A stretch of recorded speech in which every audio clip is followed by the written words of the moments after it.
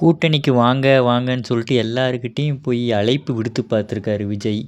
கடைசியில் எந்த ஒரு கட்சியுமே கூட்டணிக்கு வரல. ஏன்னு பார்த்தீங்கன்னா, ஒரு தனி பெரும்பான்மையை நிரூபித்தா தான் ஒரு சில கட்சிகள் வர்றக்கே யோசிப்பாங்க. அந்த வகையில் விஜய் இதுவரைக்கும் தனிச்சு நின்று ஒரு விஷயம் ஜெயித்தது கிடையாது. இத்தனை பர்சன்டேஜுங்கிறது நிரூபித்தது கிடையாது. ஆனால் அவங்களா சொல்லிக்கிறாங்க, நாங்கள் ஒரு 30% இருக்கோம், 40% இருக்கோம் அப்படின்னு சொன்னாலுமே, மற்ற கட்சிகள் போகிறக்கு யோசிக்கிறாங்க. இவங்கள நம்பி போனால் நம்மளால் ஒரு எம்எல்ஏவோ எம்பியாவோ ஆக முடியுமா? இவங்கள நம்பி போனால் நம்மளால் ஒரு துணை முதலமைச்சர் ஆக முடியுமான்னு சொல்லிட்டு நிறையா விஷயங்கள் விஜயை நினச்சி யோசிக்கிறாங்க.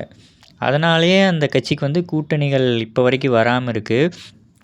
அண்டு இப்போ சீமான் கூட ஒரு பேச்சுவார்த்தை நடந்துகிட்டு இருக்க மாதிரி ஒரு நியூஸ் போயிட்டுருக்கு. அது உண்மையாக பொய்யான்னு தெரில. ஆனால் ஒரு இடும்பவனம் கார்த்திக் ஆகட்டும், சாட்டை துரைமுருகன் ஆகட்டும், அவங்க பண்ண வீடியோஸ்லேயே ஆகட்டும், அவங்க சொன்ன கருத்துக்களாகட்டும், இல்லை நாங்கள் விஜய் ஏற்றுக்கிற மாதிரி இல்லை. ஏன்னு பார்த்தீங்கன்னா, அவர் எங்களோட கொள்கைகளுக்கு நேர் எதிராக தான் இருக்காங்க. நாங்கள் தமிழ் தேசியம்னு சொல்லிட்டு ஒரு விஷயம் பேசிகிட்டு இருக்கோம். அவர் திராவிடமும் தமிழ் தேசியம் ஒன்றுன்னு சொல்லிட்டு பேசுகிறாரு. பெரியார் கொள்கை தலைவராக வச்சுருக்காரு. இந்த மாதிரி ஒரு விஷயங்கள் எங்களுக்கு செட் ஆகாது அப்படிங்கிற மாதிரி சொல்கிறாங்க. சீமானும் விஜயும் நேரில் சந்திக்க போகிறாங்க, பேச்சுவார்த்தை நடத்த போகிறாங்கங்கிற மாதிரி ஒரு நியூஸ் எல்லாம் வைரலாக ஸ்ப்ரெட் ஆகிட்டுருக்கு. ஒன்று இவங்க 2 பேர் சேர்ந்தாங்கன்னா ஓட்டிங் பர்சன்டேஜ் எந்த மாதிரி மாறும், ஒரு 2026 எந்த மாதிரி ஒரு புரட்சி வரும் அப்படிங்கிற மாதிரி யூகிக்க முடியல.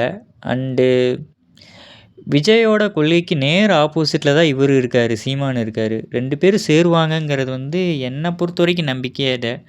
நீங்கள் அதை பற்றி என்ன நினைக்கிறீங்கன்னு சொல்லிட்டு கமெண்ட் பண்ணுங்கள்.